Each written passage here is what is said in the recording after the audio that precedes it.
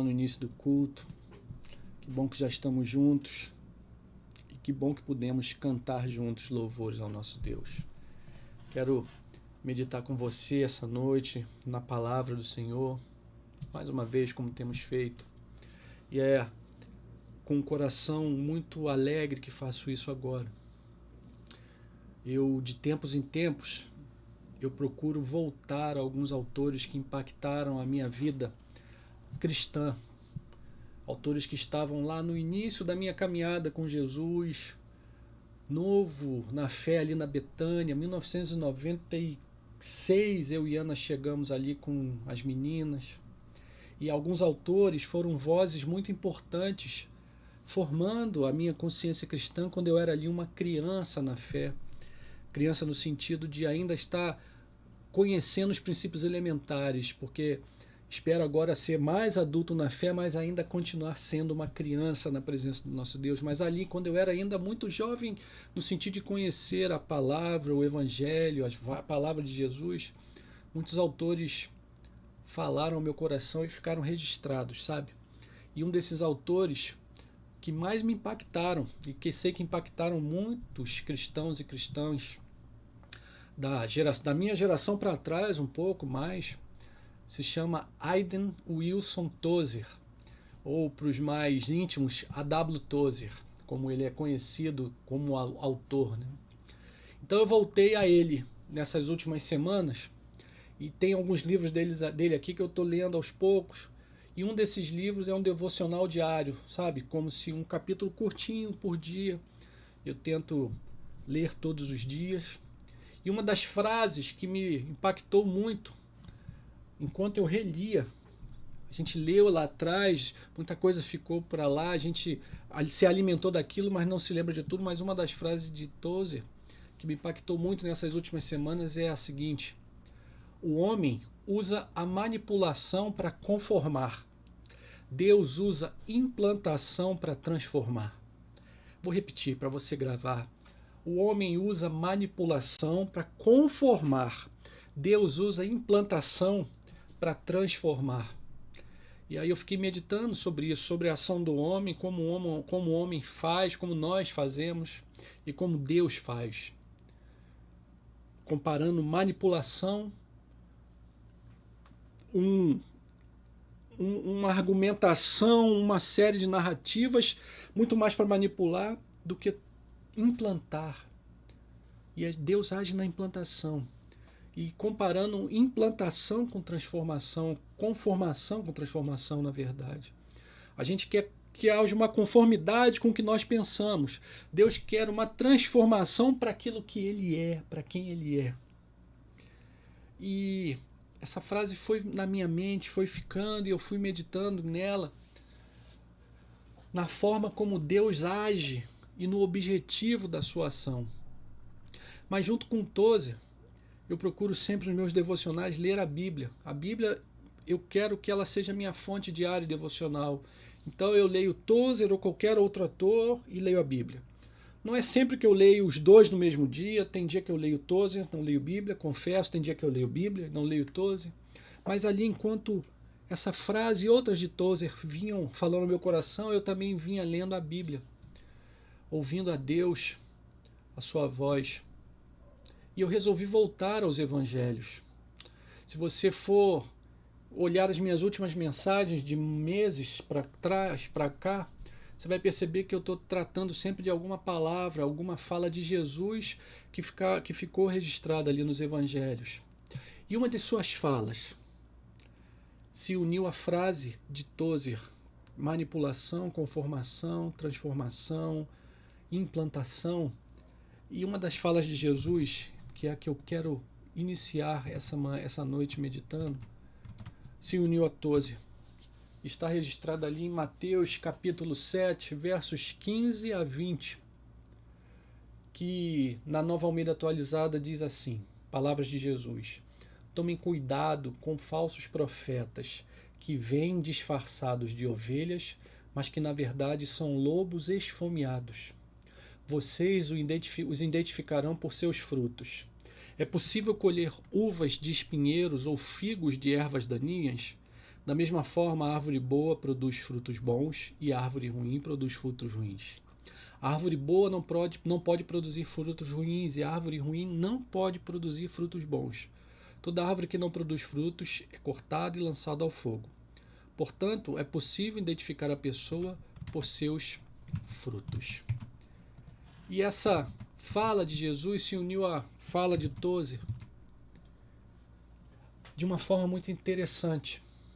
Eu fiquei pensando, se é transformação que Deus quer, e se o mecanismo que ele usa para agir é a implantação, então eu preciso ler esse texto de Jesus e muitos outros, não como quem olha para fora, não como quem olha o outro, mas como quem olha para dentro, para si mesmo. Porque eu não posso transformar o outro, mas eu posso, com a ajuda do Pai, transformar a mim mesmo. Eu não posso implantar nada no outro, mas com a mesma ajuda do Pai, eu tenho mais capacidade de implantar algo em mim mesmo. Então eu precisava olhar a fala de Jesus como quem procura ver ali a si mesmo, e não como quem procura ver o outro. E olhando essa fala de Jesus, algumas questões foram vindo à minha mente. Quem eu tenho sido? Lobo ou ovelha? Quais são os meus frutos, verdadeiramente falando? Quais são os meus frutos reais? E eu queria te dar a oportunidade, essa noite, de deixar a palavra de Jesus iluminar tua vida, te convidando a fazer a mesma pergunta. Quem você tem sido? Quais são os frutos que você tem gerado?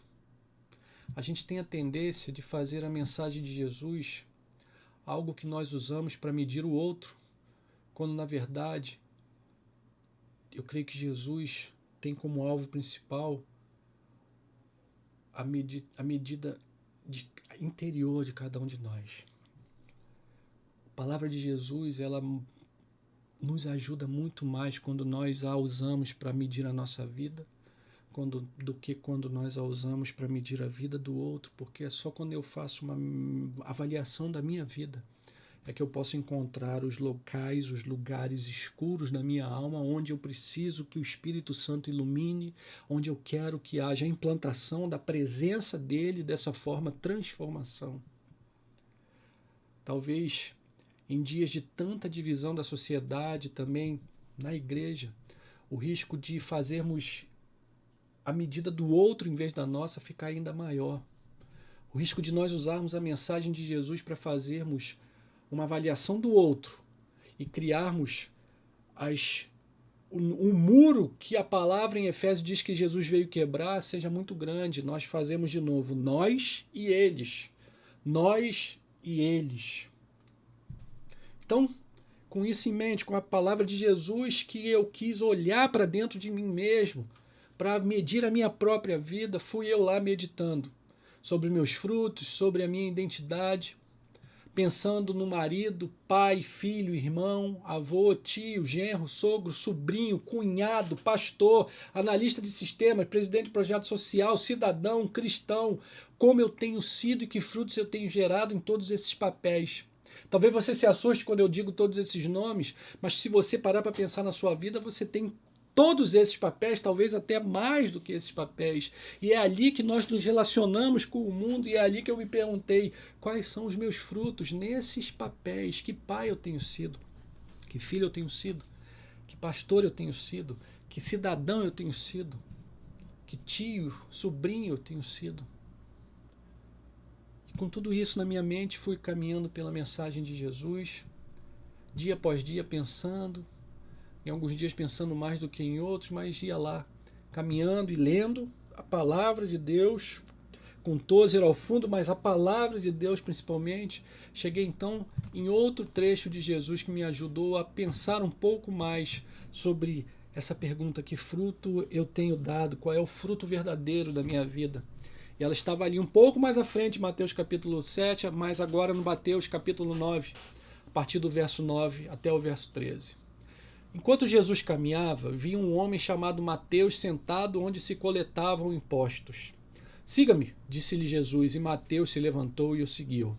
Mais tarde, na casa de Mateus, cobrador de impostos, Jesus e seus discípulos estavam à mesa, acompanhados de um grande número de cobradores de impostos e de pecadores. Quando os fariseus viram isso, perguntaram aos discípulos: por que o seu mestre come com cobradores de impostos e pecadores? Jesus ouviu o que disseram e respondeu: as pessoas saudáveis não precisam de médico, mas sim os doentes. E acrescentou: agora vão e aprendam o significado dessa passagem das Escrituras. Quero que demonstrem misericórdia e não que ofereçam sacrifícios, pois não vim para chamar os justos, mas sim os pecadores. E lá estava eu meditando nos meus frutos, encontrando Jesus nesse diálogo, nessa conversa, nesse evento de chamar um cobrador de impostos para andar com ele como discípulo, como apóstolo. E é maravilhoso ver como o Espírito vai usando a própria palavra para responder às questões que a própria palavra gerou. A palavra de Deus responde às questões que a mesma palavra gera em nossos corações, como fez comigo enquanto eu lia essa mensagem. Eu queria que você já saísse com isso essa noite. Sempre recorra à Bíblia. Na dúvida, a Bíblia. Deixa o próprio Deus falar sobre aquilo que o próprio Deus gerou de questionamento em teu coração. Então, o questionamento sobre o fruto que eu tenho dado, o Espírito Santo veio e usou esse trecho de Mateus, Jesus chamando Mateus, para falar mais um pouco ao meu coração. Mas então, o que Deus falou ao meu coração? Talvez eu e você não tenhamos a noção sobre quem eram os cobradores de impostos para os judeus. Eles eram homens da própria comunidade, ou seja, eram judeus, mas que na busca de uma vida melhor para si mesmos, seja financeiramente, seja de status, eles se aliavam aos romanos e passavam a cobrar impostos do seu próprio povo para levar aos romanos. Muitos deles cobravam a mais, passavam o que era a sua obrigação e retinham alguma parte daquele imposto. Fora o pagamento que recebiam dos romanos, retinham uma parte do imposto, sendo injustos. Para um judeu, então, um cobrador de imposto era um pecador dos mais pecadores. E como se fosse um corrupto dos nossos dias, alguém que se alia ao poder do dia, do momento, para benefício próprio. Alguém que, mesmo não se importando com qual poder está em voga, quem está no poder, se alia para obter benefício próprio, mesmo que esse benefício seja conseguido explorando o seu próprio povo. Gente que a gente tem a tendência de não gostar muito, gente que, sendo muito sincero, a gente não é que a gente não goste muito, a gente tende a odiar e a orar para que Deus puna e não para que Deus converta e transforme. E o que Jesus faz então com essa gente? Qual é o exemplo da vida de Jesus em relação a essa gente? Jesus os criticava, os cobradores de impostos, Jesus os condenava em praça pública, Jesus orava ao Pai para que o Pai os destruísse, os punisse pelos seus pecados? Não. O que o texto nos mostra é que Jesus comia com eles. Jesus compartilhava com eles um dos momentos mais íntimos para a cultura de sua época, uma refeição. E não somente com eles, mas diz o texto que Jesus comia com cobradores de impostos e com pecadores. E mais, eles não eram poucos, eram muitos. Era uma refeição muito cheia de cobradores de impostos e pecadores, muitos pecadores. O que os religiosos da época então fizeram? Segundo o nosso texto, sentaram ali para compartilhar daquele momento, sentaram para entender o que estava acontecendo? Claro que não. Criticaram severamente e perguntavam aos discípulos: por que seu mestre come com essa gente? E apesar da pergunta ter sido feita aos discípulos, Jesus a ouve e ele mesmo a responde, dizendo: as pessoas saudáveis não precisam de médico, mas sim os doentes, acrescentando: agora vão e aprendam o significado dessa passagem das Escrituras. Eu quero que demonstrem misericórdia e não que ofereçam sacrifícios, porque vim chamar os justos. Porque não vim para chamar os justos, mas sim os pecadores. E então vieram novas perguntas da parte do Espírito. Eu tenho sentado com Jesus na mesa dos pecadores e corruptos? Ou eu tenho criticado quando ele, e quando eu falo ele, hoje eu falo sobre sua igreja, porque seu corpo na terra é a igreja quando ela o faz. Eu tenho sentado na mesa com pecadores e cobradores de impostos e corruptos, ou eu tenho criticado quando eu vejo alguém fazendo isso em nome do Evangelho. Eu tenho me achado tão especial, tão puro, que eu não consigo ouvir a voz de Jesus quando diz: quero que demonstre misericórdia e não que ofereçam sacrifícios. Eu tenho me sentido parte de um grupo tão especial, tão seleto, que eu tenho deixado de entender quando Jesus diz que veio chamar pecadores e não justos. Os religiosos que criticaram a Jesus cumpriam toda a lei, ofereciam os sacrifícios que Deus mesmo havia demandado e instituído na sua lei. Estavam sempre no templo fazendo a sua parte, oferecendo animais, oferecendo sacrifícios.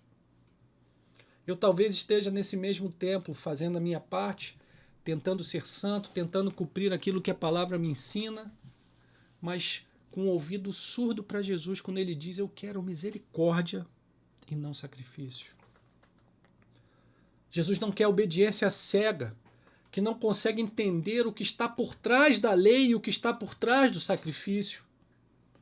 O sacrifício não era um fim em si mesmo, mas o sacrifício apontava exatamente para Jesus, o Cordeiro de Deus que tira o pecado do mundo, que seria o último e perfeito sacrifício, e que na palavra e que na sua vida entre nós nos ensina: eu quero misericórdia e não que ofereçam sacrifício. Essas questões então foram sendo lançadas à minha mente, ao meu coração, enquanto eu caminhava nas minhas devocionais. Será que eu me sinto especial para me abrir àqueles que eu considero pecadores e corruptos? Será que eu não gosto quando Jesus me envia para trazer para dentro da igreja doentes em vez de gente saudável? Lá fui eu pelo Evangelho de Mateus, pensando, orando, meditando, questionando, crendo na ação transformadora do Espírito em minha vida, até que eu cheguei em mais um texto que me ajudou a continuar meditando sobre o fruto verdadeiro da minha vida.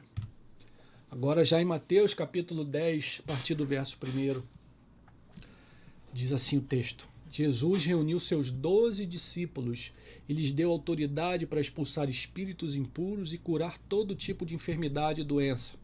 Estes são os nomes dos 12 apóstolos.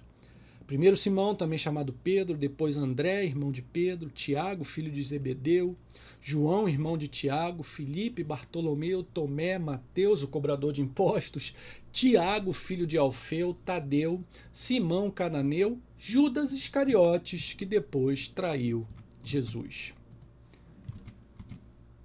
Que coisa fantástica!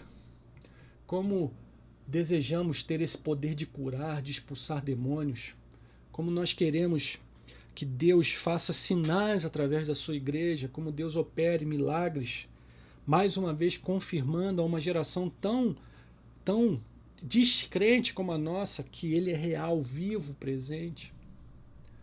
E lá estava então Jesus, dando exatamente esse poder e essa autoridade aos seus 12 apóstolos. Homens que saíram então, como Jesus ordenara, fazendo exatamente isso, curando e expulsando demônios.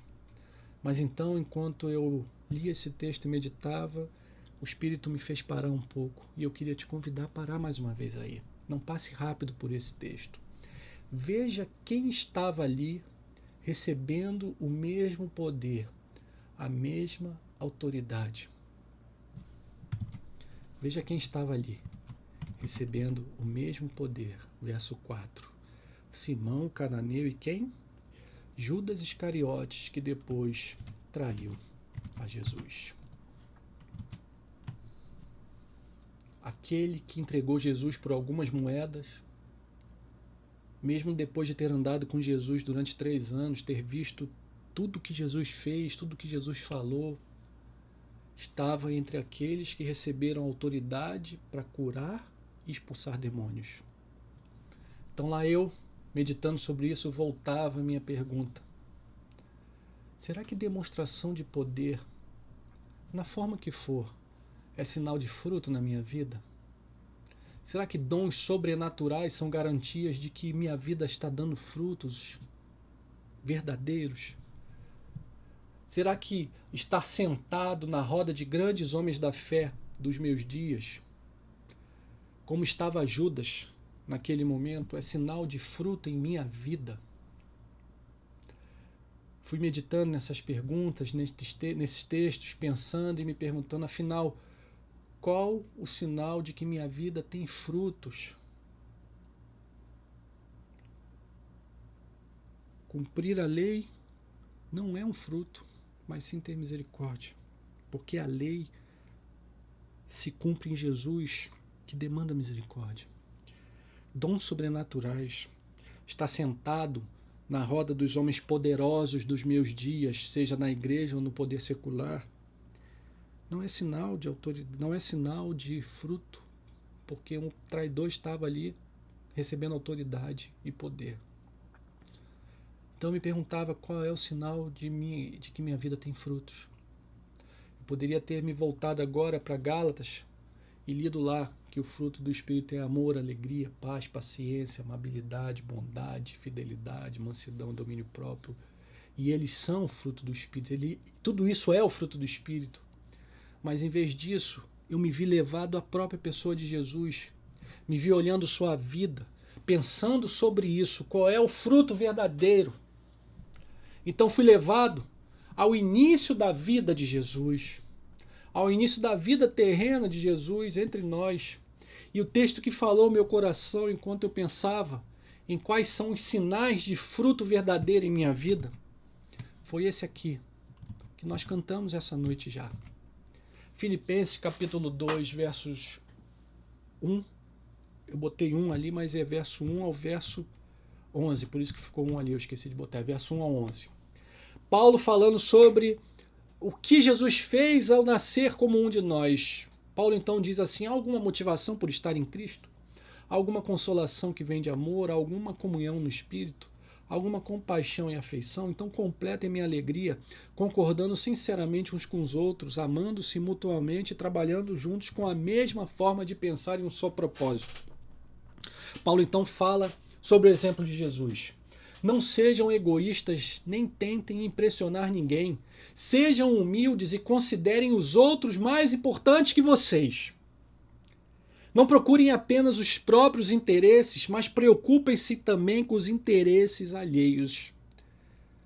E Paulo então fala do exemplo de Jesus. Tenham a mesma atitude demonstrada por Cristo Jesus. Embora sendo Deus, não considerou que ser igual a Deus fosse algo que devesse se apegar.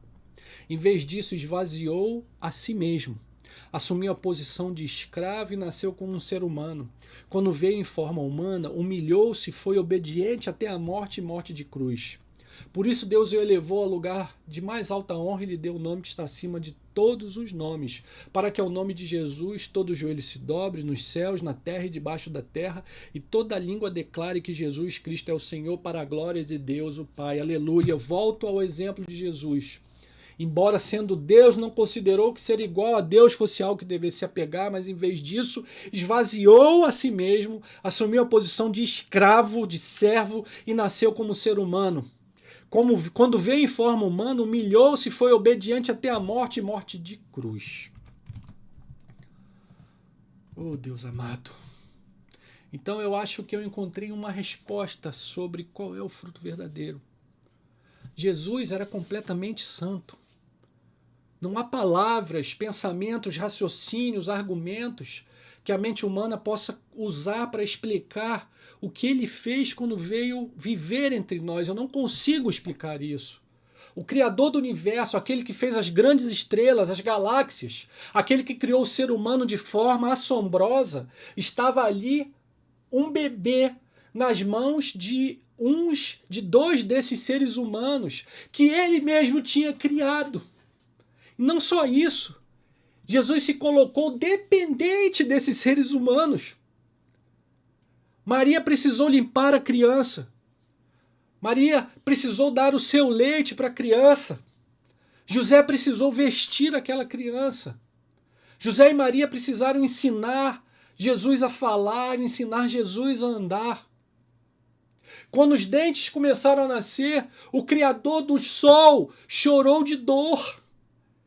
Quando deu os primeiros passos, o Criador de todas as coisas, do espaço, do tempo, caiu. Quando comeu pela primeira vez sozinho, o Criador de todas as florestas se sujou.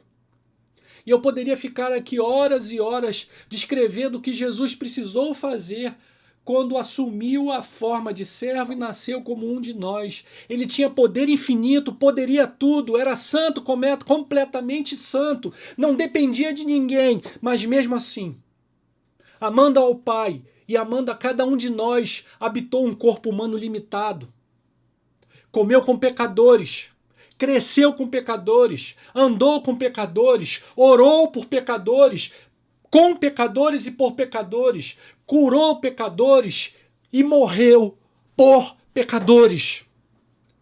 Porque amou pecadores. Eu tenho amado pecadores? Ou tenho me sentido melhor do que eles? E veja que eu sou pego na minha própria palavra, eles. Eu caio na minha própria armadilha, eles e nós. Como se eu não fosse um deles. Como se a única diferença entre nós não fosse aquilo que eu faço, sou ou deixo de fazer, mas quem é o meu Senhor? Eu tenho realmente amado pecadores? Qual é o fruto verdadeiro da nossa vida? É ser como Jesus. E qual foi o exemplo dele? Ainda que tivesse todo o direito de mandar pecadores para viver eternamente longe da sua presença, ele que era santo, santo, santo. Ele viveu no meio de pecadores e morreu por esses pecadores. Eu tenho realmente amado pecadores? Você, como responde a todas as perguntas que me fiz durante essa jornada de conhecer quem eu sou e qual é o fruto verdadeiro que eu tenho dado? Como responde essas perguntas? Como você tem se humilhado? Como você tem sido humilde? Como você tem feito? Como você tem pensado que os outros são superiores a você, como Paulo fala que era o exemplo de Jesus? Eu creio que nossos dias demandam um tempo sério e dedicado a essas perguntas. Em dias de tanta confusão, de tantas vozes ao nosso redor, como precisamos parar e olhar para Jesus para aprender mais sobre quem Ele é, para que possamos aprender mais quem devemos ser de verdade. De verdade. Há uma outra frase de Tozer que também falou muito ao meu coração, quando ele diz assim: tão hábil é o erro na imitação da verdade, que os dois estão sendo constantemente confundidos um com o outro. Hoje em dia se requer olho agudo para saber qual dos irmãos é Caim e qual é Abel. Qual é o fruto verdadeiro que a nossa vida tem dado? Como será que Jesus estaria vivendo em nossos dias? Com quem Jesus estaria comendo? Quem estaria falando contra essas refeições de Jesus? Com quem Jesus estaria comendo? E quem é que talvez estivesse falando exatamente contra as refeições de Jesus? Qual foi o exemplo que nós vimos no Evangelho de Mateus? Quem será que estaria recebendo hoje autoridade para grandes coisas, mas que na verdade nada teria dos frutos de Jesus? Quem hoje nós vemos com tanta autoridade, parecendo apresentando tantos sinais, mas que talvez não dê os frutos verdadeiros de Jesus. Como eu e você podemos viver como Ele, meu irmão, minha irmã, que deixou tudo que era para ser, tudo que Ele era para ser como um de nós, que mesmo tendo toda a autoridade, poder e direito de viver na Trindade eternamente, abriu mão daquilo para habitar no meio de nós, comendo, andando, amando, orando, curando pecadores e comendo com pecadores. Eu quero essa noite deixar vocês com essas perguntas. E a partir da meditação que fizemos hoje, te desafiar a viver essa semana com as perguntas, deixando o Espírito Santo soldar nossos corações e nos transformar pela implantação de si mesmo em nós, cada dia mais e mais. Que o exemplo de Jesus seja o nosso maior alvo. Que o exemplo de Jesus seja o fruto mais desejado do nosso coração, uma vida como a de Jesus, que sendo Ele em forma de Deus, não resistiu nem mesmo falou dos seus direitos que tinha como Deus, mas pôs de lado o seu poder e a sua glória, como a canção, obedeceu e se humilhou, e foi assim até a sua triste morte, morte de cruz para nos salvar. Salvar a quem? Pecadores. Que eu e você possamos desenvolver o fruto verdadeiro de amar pecadores e não de odiá-los, de reconhecer verdadeiramente quem é Caim e quem é Abel, e de viver verdadeiramente na direção de uma imitação de Cristo, que assim mesmo se humilhou. Que eu e você possamos aprender a viver dessa forma, e que o nosso maior fruto seja uma vida parecida com a de Jesus, mesmo que isso nos pareça tão estranho hoje em dia, comer com pecadores, orar com pecadores, andar com pecadores, com o objetivo não de deixá-los no pecado e nem de diminuir o pecado, mas de apresentar o reino de Deus e a sua justiça e as boas novas de que há perdão e vida perfeita em Jesus, mas amando e não acusando, amando e se entregando por aqueles que talvez fossem nossos inimigos, talvez sejam nossos inimigos, mas que são exatamente como nós, que também éramos inimigos de Jesus. Vamos orar? Bendito seja o teu nome, Senhor. Quero te pedir que o Senhor me ajude, que o Senhor ajude a tua igreja a viver como o Senhor viveu, Pai. A priorizarmos aquilo que o Senhor priorizou, a investirmos a nossa vida, os nossos dias, o nosso tempo, o nosso dinheiro, a nossa capacidade para viver como o Senhor viveu. Ajuda-nos, Senhor, ajuda-nos. Em dias tão difíceis como os nossos, ajuda-nos a sermos as pessoas que vão o tempo todo ao outro, que estendem o tempo todo a mão ao outro e que o tempo todo querem que o outro venha te conhecer, fazendo do outro não o outro, mas mais um de nós, e nos fazendo como o outro, no sentido de procurarmos entender, procurarmos ter empatia, não negociarmos nada, mas estarmos abertos a viver em comunhão, não nos atos, não nos pensamentos, não naquilo que fazem, mas em comunhão de coração e de vida, desejando que venham a te conhecer. Ajuda-nos, Senhor, ajuda-nos. Em nome de Jesus, em nome de Jesus, em nome de Jesus. Que a graça do teu Filho, teu amor e o poder do teu Espírito seja sobre nós, sobre a tua igreja, sobre as nossas casas, sobre toda a tua igreja, para que possamos viver como Jesus viveu e dessa forma possamos então dar o fruto verdadeiro na nossa vida, que é uma vida parecida com a de Jesus. Faz assim, Senhor, até aquele dia em que estaremos então com o Senhor eternamente, para sempre. Muito obrigado.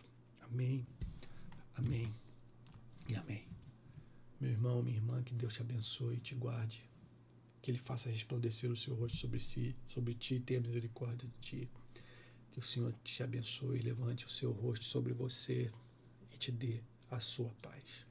Fique com Deus, uma boa semana, no fruto verdadeiro de Jesus.